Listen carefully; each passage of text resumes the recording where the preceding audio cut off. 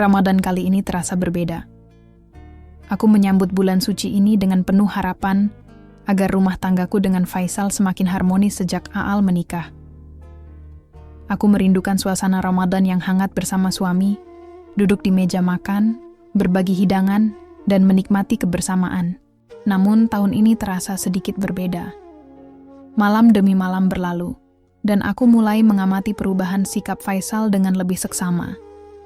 Yang paling membuatku heran adalah perhatiannya yang semakin intens, tetapi dengan cara yang terasa aneh. Biasanya, ia tidak terlalu peduli dengan hal-hal kecil seperti baju yang kukenakan atau aroma parfumku. Tapi kini, tiba-tiba ia lebih sering memuji bahkan membelikan sesuatu untukku. "Bi, kamu tambah cantik," katanya dengan senyum yang entah kenapa terasa dipaksakan. Aku ingin percaya bahwa ini adalah bagian dari perubahannya yang lebih baik.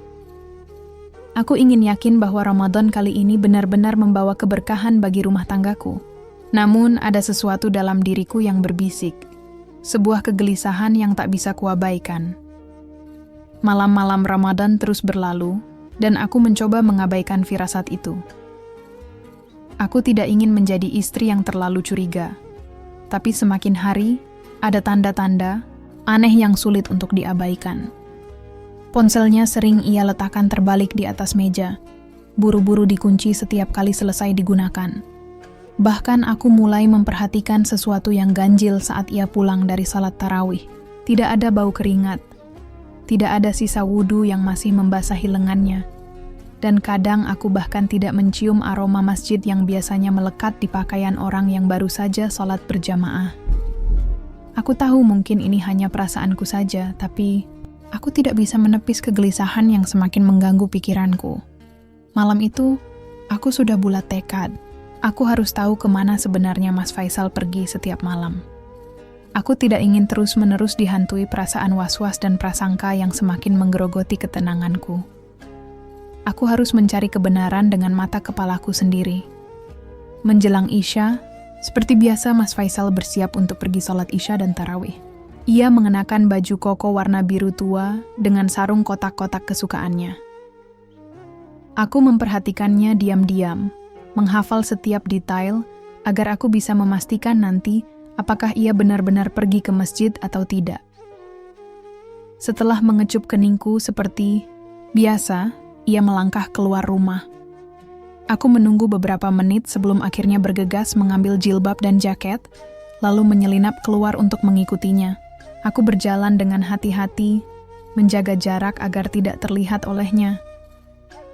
Aku tahu rute menuju masjid di kompleks kami, namun saat sampai di persimpangan jalan, jantungku berdegup lebih kencang.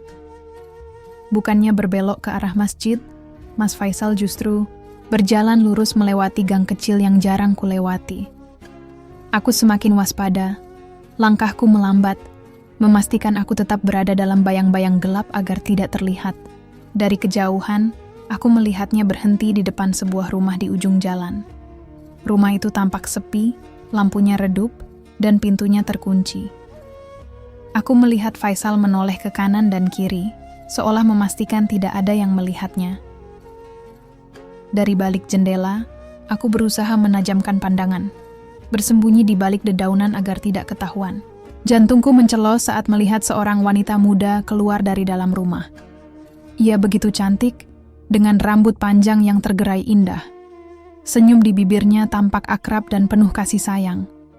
Mas Faisal duduk di sofa, tertawa kecil, sementara wanita itu menepuk lengannya dengan manja.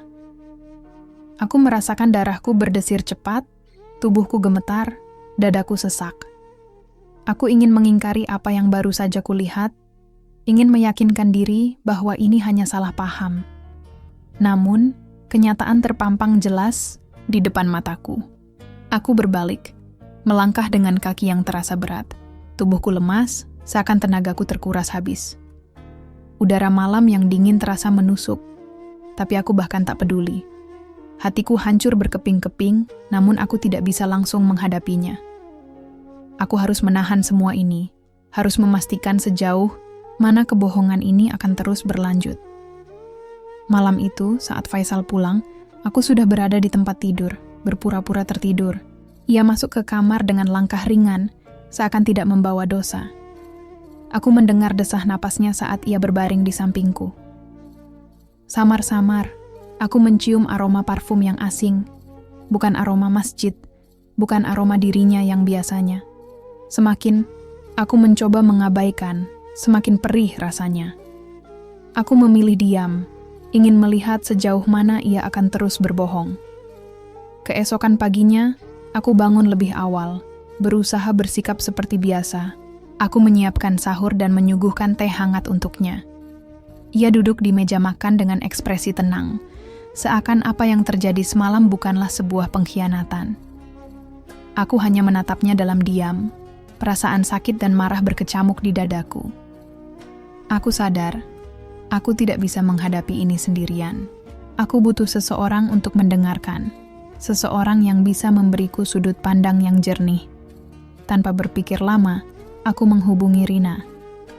Ia bukan tipe orang yang suka menghakimi. Ia pendengar yang baik dan yang terpenting. Ia selalu berpikir jernih ketika aku dilanda emosi. Saat telepon tersambung, suaraku bergetar. "Rin, aku bisa bicara sama kamu?" Dari ujung sana, Rina segera menangkap ada yang aneh dari nada suaraku. "Dinda, kamu kenapa? Sekarang?" Aku mengangguk meski tahu ia tak bisa melihatnya. "Iya, sekarang." Saat bertemu Rina, aku menceritakan semuanya. Bagaimana aku mengikuti Mas Faisal malam itu dan melihatnya berada di rumah wanita lain. Aku menjelaskan bagaimana aku terpaksa berpura-pura tidak tahu, menyembunyikan semua luka ini sendiri demi mencari bukti yang lebih kuat. Rina menghela napas panjang. "Dinda, aku nggak tahu harus bilang apa. Aku nggak nyangka Faisal bisa melakukan ini ke kamu." Aku menggeleng pelan, menahan air mata yang hampir jatuh. "Aku juga nggak tahu, Rin. Aku nggak tahu harus gimana. Tanpa bukti yang cukup, Faisal bisa saja berkelit. Ia bisa mengatakan bahwa aku hanya salah paham atau mengada-ada. Itulah kenapa aku belum bicara apa-apa ke dia," kataku lirih. "Aku mau mengumpulkan bukti lebih dulu. Tapi aku juga nggak tahu harus mulai dari mana." Rina berpikir sejenak. "Kamu bilang dia sering pulang larut setelah tarawih, kan? Berarti dia pasti punya pola tertentu. Coba perhatikan lagi. Mungkin dia selalu pulang pada jam yang sama, atau membawa sesuatu yang mencurigakan. Bisa juga cek ponselnya kalau kamu punya kesempatan." Aku menggigit bibir. "Aku sudah coba, Rin, tapi dia jadi lebih hati-hati sekarang. Ponselnya selalu dia bawa kemana-mana." Rina menghela napas, lalu tersenyum kecil meski matanya masih dipenuhi kekhawatiran. "Dinda, aku tahu ini berat. Aku nggak bisa bilang aku paham sepenuhnya apa yang kamu rasakan. Tapi satu hal yang aku tahu, kamu itu wanita kuat. Jangan biarkan ini menghancurkan kamu." Aku menggenggam tangannya erat. "Terima kasih, Rin. Aku butuh banget dukunganmu sekarang." Keheningan menyelimuti kami sejenak, membiarkan kata-kata Rina meresap ke dalam hatiku. Aku tahu, aku tidak bisa terus diam. Aku harus melakukan sesuatu. Aku akan memastikan bahwa kebenaran akan terungkap. Apapun yang terjadi setelah itu, aku harus siap menghadapinya. Aku tidak akan memberi Faisal celah untuk berkelit lagi. Ia tidak boleh menyangkal apa yang sudah jelas-jelas kulihat dengan mata kepalaku sendiri. Malam berikutnya, aku kembali mengamati pergerakan Mas Faisal. Seperti biasa, ia berangkat tarawih dengan pakaian rapi, memakai parfum, dan membawa sajadah kecilnya. Ia berpamitan dengan senyum seolah-olah ia adalah suami yang setia dan bertanggung jawab. Aku mengamatinya dengan seksama, memperhatikan setiap gerak-geriknya, setiap ekspresi di wajahnya yang tampak begitu tenang, seakan tidak ada dosa yang ia sembunyikan. Begitu ia keluar rumah, aku segera mengikutinya dari kejauhan. Kali ini, aku lebih berhati-hati, memastikan bahwa aku tidak akan ketahuan. Aku tetap berada dalam bayang-bayang gelap di sepanjang jalan, menahan napas setiap kali ia melirik ke sekeliling. Rasanya seperti dihantam kenyataan yang menyakitkan saat aku kembali melihatnya menuju rumah yang sama. Pintu rumah itu terbuka, Dan wanita itu berdiri di ambang pintu, tersenyum menyambut Mas Faisal. Kali ini, aku bisa melihat wajahnya lebih jelas. Ia lebih muda dariku, berkulit putih bersih, dengan rambut panjang yang tergerai indah. Wajahnya cantik, dan sorot matanya terlihat penuh kasih sayang saat menatap Mas Faisal. Aku menggigit bibirku, berusaha menahan amarah dan air mata yang hampir tumpah. Mereka berbicara sebentar di depan pintu sebelum akhirnya masuk ke dalam rumah. Tanganku gemetar saat mengangkat ponsel untuk mengambil foto. Aku tahu ini saatnya mengumpulkan bukti. Aku mengambil gambar dari kejauhan. Cukup jelas untuk menunjukkan bahwa Mas Faisal masuk ke dalam rumah wanita itu. Bukan ke masjid seperti yang selalu ia katakan. Aku menunggu beberapa saat, mencoba menenangkan diriku sebelum memutuskan langkah selanjutnya. Aku ingin tahu lebih jauh tentang wanita itu. Siapa dia? Apakah ia tahu bahwa Mas Faisal sudah menikah? Ataukah ia hanya salah satu dari banyak wanita yang terperdaya oleh kebohongan suamiku? Aku melangkah pelan, mendekati rumah itu, mencari celah untuk melihat lebih banyak. Dari jendela yang sedikit terbuka, aku bisa melihat meja dengan 2 gelas, minuman di atasnya. Samar-samar aku mendengar suara tawa mereka. Perih menusuk hatiku. Aku tidak bisa lagi berdiri di sana. Perlahan, aku melangkah mundur, merasa tubuhku kehilangan tenaga. Aku tidak sanggup lagi menyaksikan ini. Aku berjalan pulang dengan hati yang penuh luka. Sesampainya di rumah, aku duduk sendirian di kamar, menatap layar ponsel yang kini dipenuhi foto-foto bukti pengkhianatan Mas Faisal. Ini bukan lagi sekadar kecurigaan. Ini adalah kenyataan pahit yang harus kuhadapi. Aku menutup mata, mencoba menenangkan pikiranku. Aku tahu aku tidak bisa langsung bertindak tanpa rencana. Aku harus menunggu waktu yang tepat untuk mengonfrontasi Faisal. Aku harus menyusun strategi, memastikan bahwa kali ini aku tidak akan kalah. Aku tidak akan membiarkan dia terus mempermainkanku. Aku akan memastikan bahwa ia menghadapi konsekuensi dari semua kebohongannya. Malam itu, aku duduk di ruang tamu, menunggu Mas Faisal pulang. Di atas meja, ponselku masih terbuka, menampilkan foto-foto yang kuambil malam sebelumnya, bukti yang tak terbantahkan tentang pengkhianatannya. Dadaku bergemuruh, dipenuhi emosi yang bercampur aduk. Amarah, sakit hati, dan kekecewaan berputar-putar dalam benakku, membuat kepalaku terasa berat. Aku tahu, malam ini aku harus menghadapinya. Aku tak bisa lagi terus berpura-pura tidak tahu. Suara motor terdengar dari luar rumah. Aku langsung menegakkan tubuhku, menyiapkan mental untuk apa yang akan terjadi selanjutnya. Tak lama, pintu terbuka, dan Mas Faisal masuk dengan wajah tenang, seolah tak terjadi apa-apa. Ia meletakkan sajadah di meja lalu tersenyum padaku. Mungkin karena aku biasanya sudah tidur saat ia pulang, ia terlihat sedikit terkejut melihatku masih terjaga. Ia melepas kopiahnya dan duduk di sofa, menghela napas panjang. Capek banget. Imamnya tadi bacanya panjang banget, makanya agak lama, katanya sambil tersenyum tipis. Kedua tanganku mengepal di atas lutut. Aku menatapnya tanpa berkedip, lalu menggeser ponselku ke hadapannya. "Oh ya, tarawih di mana, Mas?" tanyaku. Suaraku terdengar datar. Aku menunjuk layar ponsel yang menampilkan fotonya saat masuk ke rumah wanita itu. Warna wajahnya langsung berubah. Ia menatap layar ponsel itu dengan mata membesar, lalu kembali menatapku.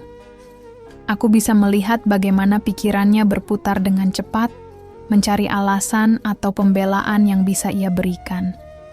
Tapi kali ini, aku tidak akan membiarkannya lolos. "Apa ini, Mas?" Suaraku terdengar dingin, jauh lebih tenang dari gejolak yang kurasakan di dalam hati. Faisal menelan ludah, tampak kebingungan. "Dinda, ini nggak seperti yang kamu pikirkan." Aku mendengus sinis. "Oh iya? Sejak kapan masjid pindah ke sana?" Ia mengusap wajahnya dengan kasar. "Dinda, dengar dulu. Aku bisa jelasin semuanya." Aku bersedekap, menunggu penjelasan yang pasti akan dipenuhi kebohongan. "Silakan, aku mendengar." Ia menarik napas panjang, berusaha menenangkan dirinya. Aku sama dia nggak ada apa-apa, Din. Aku menggeleng, merasakan kemarahan membakar dadaku. Sudah cukup, Mas. Aku sudah bolak-balik melihatmu masuk rumahnya hampir setiap malam. Aku bukan bodoh. Aku sudah mengikuti sejak beberapa hari lalu. Aku sudah mendengar dengan telingaku sendiri bagaimana kalian berbicara, bagaimana kalian merencanakan akhir pekan bersama. Jangan coba-coba bohong lagi. Mas Faisal berdiri dengan kasar, melempar ponsel ke sofa. Kamu ini kenapa sih? Kenapa malah sibuk menguntit suami sendiri? Nggak percaya sama aku? Aku ikut berdiri. Tak ingin kalah dalam konfrontasi ini. Harusnya aku yang tanya, Mas. Kenapa kamu tega mengkhianati aku? Ia terdiam, seolah sedang menahan sesuatu. Tapi aku tidak peduli lagi. Aku sudah cukup bersabar. Faisal akhirnya menghela napas dan menunduk. Aku minta maaf, katanya lirih. Aku menatapnya tanpa ekspresi. Maaf, itu saja? Dinda, suaranya bergetar, tapi aku sudah tidak bisa lagi mempercayainya. Aku menggeleng pelan. Aku hanya ingin tahu kebenarannya, dan sekarang aku sudah tahu. Ia menunduk, tidak bisa berkata apa-apa lagi. Yang aku tahu, malam ini adalah awal dari akhir. Aku tidak akan lagi menjadi istri yang hanya diam dan menerima begitu saja. Aku tidak akan membiarkan pengkhianatan ini berlalu tanpa konsekuensi. Aku melangkah pergi menuju kamar, meninggalkan Faisal dengan diamnya. Di dalam kamar, aku duduk di atas tempat tidur, menatap langit-langit dengan mata kosong. Udara di ruangan ini terasa sesak, penuh dengan kenangan yang kini berubah menjadi luka. Aku mengingat pernikahan yang dulu kubangun dengan penuh cinta dan harapan. Semua terasa sia-sia sekarang, tapi satu hal yang pasti, aku tidak akan mundur. Tidak lagi. Aku ingat bagaimana Mas Faisal dulu berjanji akan selalu menjagaku, bagaimana ia pernah bersumpah di depan penghulu untuk setia. Aku ingin menertawakan kebodohanku sendiri yang pernah percaya bahwa cinta saja sudah cukup untuk membuat seseorang tetap berada di jalur yang benar. Aku menatap langit-langit kamar yang gelap, bertanya-tanya apa yang harus kulakukan.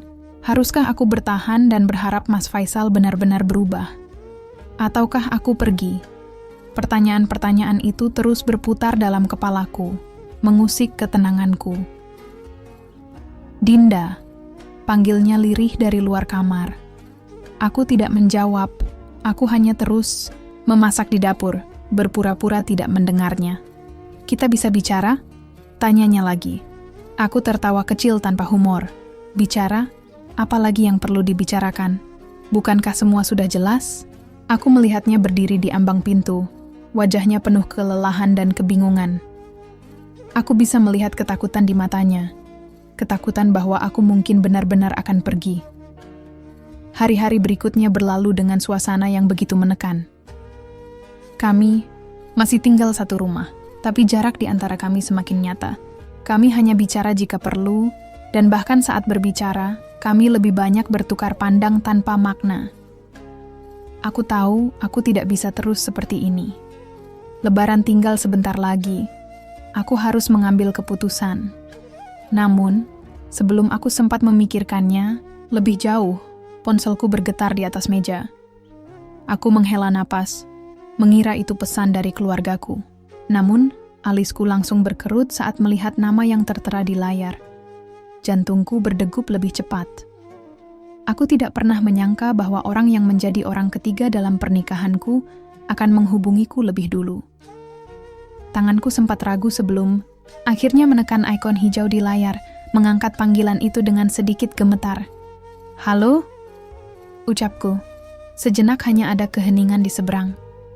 Aku bisa mendengar tarikan napas seseorang, seolah sedang ragu untuk berbicara. Lalu sebuah suara terdengar, lembut, namun penuh ketegangan. Mbak Dinda? Aku mengepalkan tangan di pangkuanku. Iya, ini aku. Ada apa? Maya terdiam sejenak sebelum akhirnya berbicara dengan suara yang terdengar menyesal. Aku tahu ini mungkin aneh buat Mbak, tapi aku perlu bicara. Aku minta maaf. Aku mengerutkan kening. Minta maaf? Iya. Suaranya terdengar lebih lirih. Aku baru tahu kalau Mas Faisal sudah menikah. Dia nggak pernah bilang apa-apa tentang Mbak. Aku mengeras rahangku, mengatup kuat. Jadi, bukan hanya selingkuh, Mas Faisal juga berbohong pada selingkuhannya sendiri? Jangan bilang kalau kamu benar-benar nggak tahu dia sudah menikah, ucapku dingin. Aku serius, Mbak. Suaranya terdengar putus asa. Aku percaya dia lajang. Dia nggak pernah pakai cincin. Dia nggak pernah cerita apa-apa soal keluarganya. Aku nanya ke dia langsung, dan dia akhirnya ngaku. Aku menarik napas panjang, mencoba menahan emosi yang meluap-luap di dalam dadaku. Aku marah, Mbak. Lanjut Maya. Suaranya mulai bergetar. Aku nggak mau jadi perusak rumah tangga orang. Aku mendengus pelan. Sulit bagiku untuk percaya begitu saja, tapi tetap saja. Jika benar yang ia katakan, maka Faisal bukan hanya mengkhianatiku, tapi juga telah membohongi wanita ini. Tapi tetap saja, Maya, Mas Faisal nggak mungkin sering ke rumahmu kalau kamu benar-benar nggak tahu apa-apa, tukasku. Maya terdiam, lalu dengan suara pelan ia berkata, "Iya, aku salah. Aku terlalu percaya dia.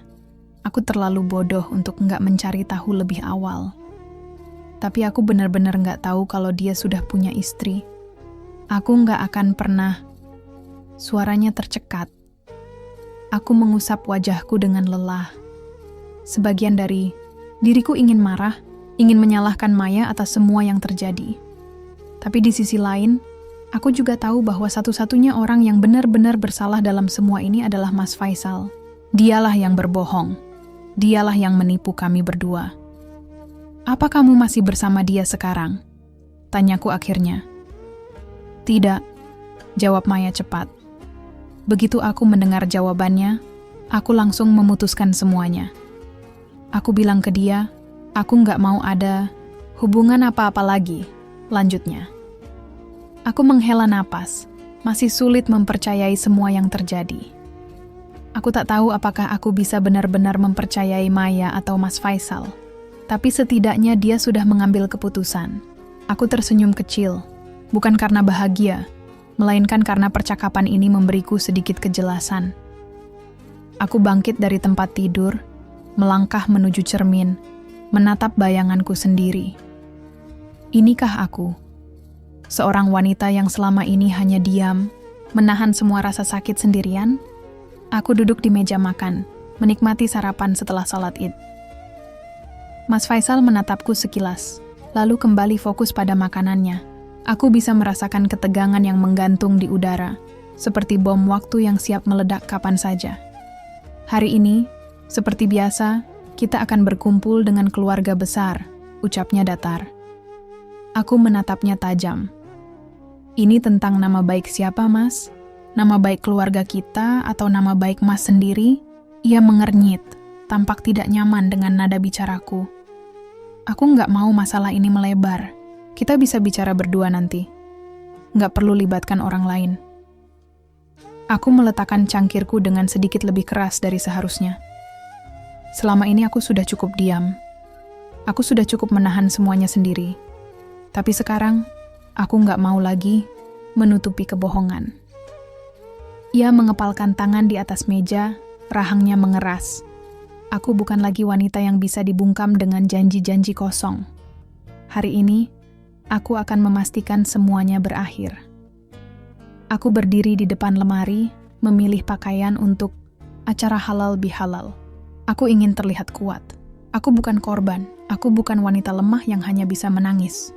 Aku menyisir rambutku, menatap bayanganku sekali lagi sebelum keluar kamar. Dalam perjalanan menuju rumah orang tua Mas Faisal, suasana di dalam mobil terasa begitu sunyi. Aku menatap keluar jendela, melihat jalanan yang ramai dengan keluarga-keluarga yang hendak bersilaturahmi. Aku bertanya-tanya, berapa banyak dari mereka yang juga menyimpan rahasia dalam pernikahan mereka? Berapa banyak wanita yang, seperti aku, terjebak dalam hubungan penuh kepalsuan? Aku mengepalkan tangan erat, berusaha menenangkan diri. Saat tiba, Bu Siti, ibu mertuaku, menghampiri dengan senyum hangat. Dinda, nak, bagaimana kabarmu? Kamu kelihatan sedikit pucat. Aku tersenyum kecil. Aku baik-baik saja, Bu. Bu Siti mengangguk. Alhamdulillah, semoga Idul Fitri tahun ini membawa berkah dan kebahagiaan untuk keluarga kalian. Aku hampir tertawa mendengar kata-kata itu. Kebahagiaan? Aku tidak yakin itu mungkin. Tapi aku membiarkannya tenggelam dalam ketidaktahuannya. Aku tahu, sebentar lagi, waktunya akan tiba. Saat itu terjadi, tidak ada lagi kebohongan yang bisa menyelamatkan Mas Faisal. Suasana halal bihalal semakin meriah. Para tamu duduk mengelilingi ruang tamu, menikmati hidangan khas lebaran yang tersaji di meja. Terdengar tawa dan canda dari sepupu-sepupu dan anak-anak yang berlarian. Semuanya tampak harmonis. Tapi aku tahu, di antara kebahagiaan yang terlihat, ini, ada seseorang yang terus-menerus melirik ke arahku dengan gelisah. Mas Faisal. Aku menunduk, memainkan cangkir di tanganku. Aku tidak bisa terus-terusan berpikir. Sudah waktunya. Tiba-tiba, suara langkah kaki terdengar di ambang pintu, diikuti oleh hening yang tiba-tiba menyeruak di ruangan. Semua mata langsung tertuju ke arah wanita yang baru saja masuk. Ini rencanaku. Aku sengaja mengundang Maya untuk membongkar semuanya. Setelah percakapan kami kemarin, aku memutuskan untuk menemuinya dan mengatur rencana untuk balas dendam pada Mas Faisal. Faisal yang tadinya tampak tenang, kini terlihat panik. Ia menegang di tempatnya. Matanya membulat saat melihat Maya berdiri di ambang pintu. "Kamu, kenapa ada di sini?" Suaranya terdengar bergetar. Aku memandang Maya, memberi isyarat agar ia bicara. Aku hanya ingin memastikan Mas Faisal tidak bisa lagi berbohong. Suaranya lantang, penuh keberanian. Suasana di ruangan langsung berubah tegang. Beberapa anggota keluarga terkejut. Ada yang menoleh ke arah Mas Faisal. Ada juga yang langsung berbisik satu sama lain. Bu Siti hampir menjatuhkan gelas di tangannya. Ia menatap Mas Faisal dengan ekspresi tak percaya. "Faisal, apa maksudnya ini?" Tanyanya dengan suara bergetar. Faisal menoleh cepat ke arahku. "Dinda, dengarkan aku. Dia cuma salah paham." Maya tiba-tiba angkat bicara. "Tidak, Bu. Saya tidak bohong. Saya seorang janda. Awalnya, saya tidak tahu kalau Mas Faisal sudah menikah. Ketika saya bilang kalau saya janda, Mas Faisal bilang kalau dia sudah siap untuk menikah. Tapi setelah saya tahu kenyataannya, saya langsung memutuskan hubungan kami. Saya datang ke sini karena saya tidak mau jadi bagian dari kebohongan ini lagi." Bu Siti menatap anaknya dengan penuh keterkejutan dan kemarahan. "Faisal, jawab ibu. Apa benar ini semua?"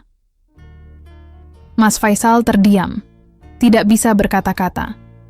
Seluruh ruangan kini menjadi saksi bagaimana perselingkuhannya terbongkar di depan keluarga besar.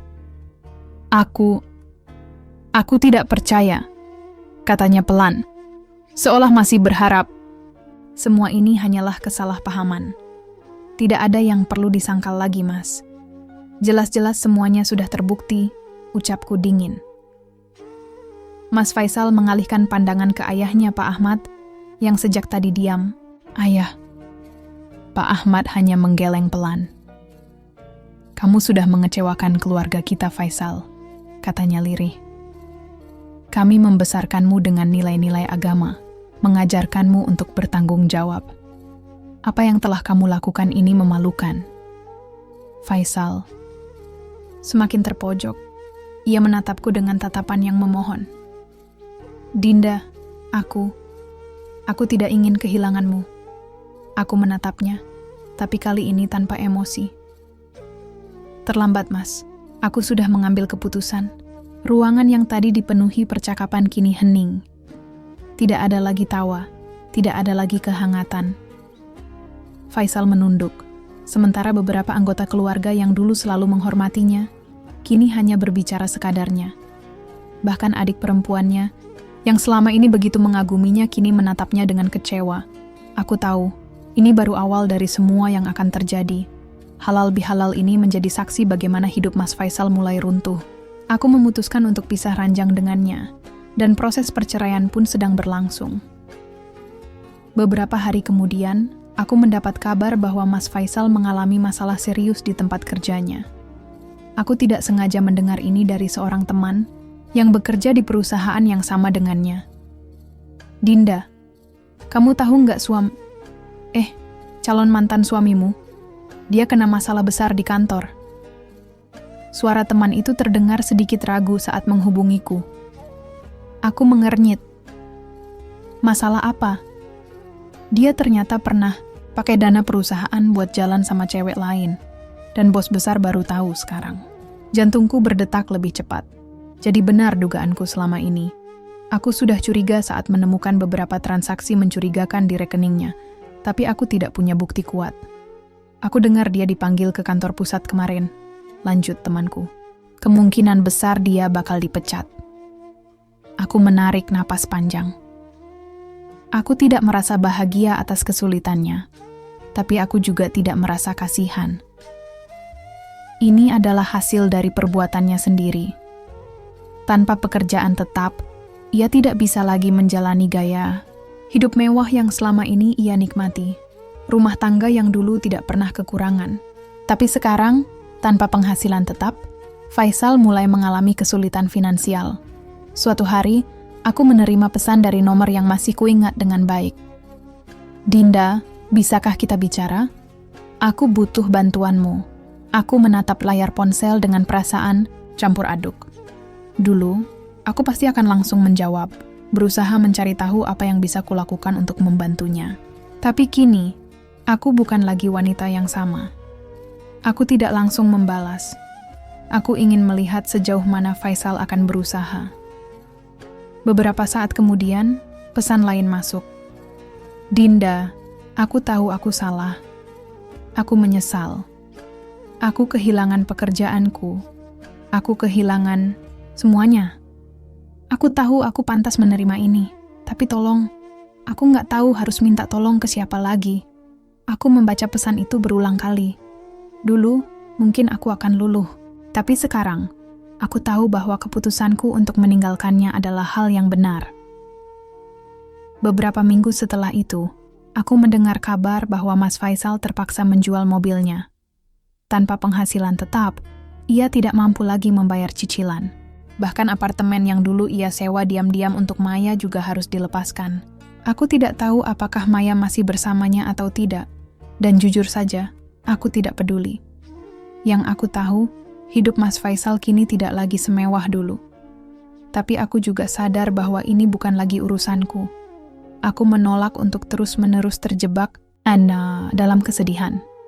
Aku sudah mengambil keputusan dan tidak ada jalan untuk kembali. Dulu, aku adalah seseorang yang selalu memikirkan bagaimana pandangan orang lain terhadapku. Aku takut dicap sebagai wanita gagal, takut dianggap tidak mampu mempertahankan rumah tangga. Tapi kini aku tidak peduli lagi.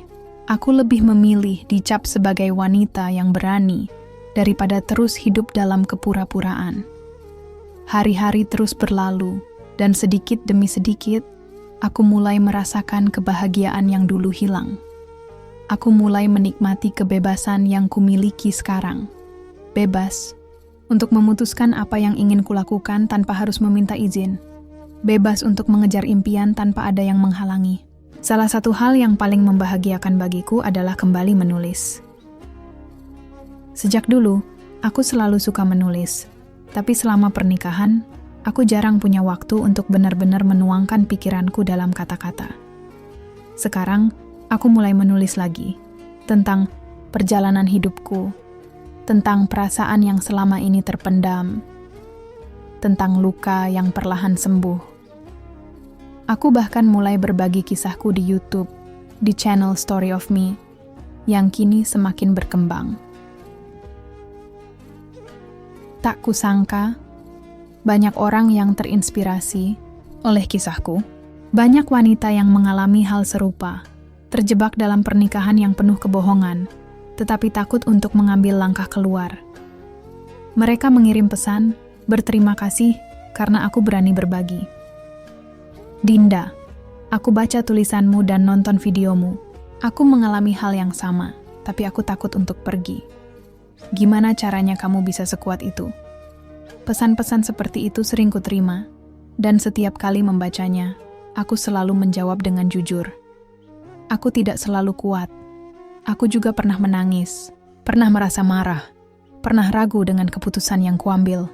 Aku sempat berpikir bahwa jika aku bertahan sedikit lagi, mungkin semuanya akan baik-baik saja. Tapi aku salah. Kebahagiaan tidak bisa dipertahankan dengan berpura-pura. Ini bukan sekadar tentang hidup tanpa pasangan. Ini tentang bagaimana aku menemukan kembali diriku sendiri. Bagaimana aku belajar mencintai diri sendiri tanpa harus bergantung pada orang lain. Aku mengisi hariku dengan hal-hal yang benar-benar membuatku bahagia. Aku mulai menikmati hidup tanpa takut akan kesendirian. Karena kini aku tahu, kesendirian bukanlah hukuman. Kesendirian adalah kesempatan untuk lebih mengenal dan mencintai diri sendiri. Salah satu perubahan terbesar dalam hidupku adalah pertumbuhan channel. Awalnya, aku hanya menggunakan platform itu sebagai tempat untuk berbagi perasaan dan pengalaman pribadiku. Namun, semakin lama, semakin banyak orang yang tertarik dan merasa terhubung dengan ceritaku. Aku mulai menerima banyak pesan dari mereka yang mengalami hal serupa, yang merasa terinspirasi oleh perjalananku. Aku juga bertemu dengan seseorang yang spesial, bukan karena aku merasa kesepian, bukan karena aku ingin segera menggantikan masa lalu, melainkan karena aku memilih untuk berbagi kebahagiaan dengan seseorang yang benar-benar menghargai dan mencintaiku apa adanya. Tahun ini, Hari Raya Idul Fitri terasa sangat berbeda. Tidak ada lagi halal bihalal yang penuh ketegangan seperti tahun-tahun sebelumnya. Tidak ada lagi drama yang membuatku merasa kecil dan tak berarti. Aku merayakannya dengan ketenangan, dikelilingi oleh orang-orang yang benar-benar mencintaiku tanpa syarat. Aku kembali ke rumah orang tuaku, merasakan kehangatan yang lama kurindukan, dan menemukan kebahagiaan yang tidak pernah kuduga sebelumnya. Hidup memang tidak selalu berjalan sesuai rencana, tapi itu bukan berarti kita tidak bisa menemukan kebahagiaan di dalamnya. Aku telah belajar bahwa terkadang kita harus kehilangan sesuatu untuk bisa menemukan sesuatu yang lebih berharga. Ramadan, ini mungkin penuh luka, tapi juga penuh pembelajaran. Kini, aku siap menjalani bab baru dalam hidupku dengan kepala tegak, hati yang damai, dan keyakinan bahwa masa depan masih penuh dengan kemungkinan indah.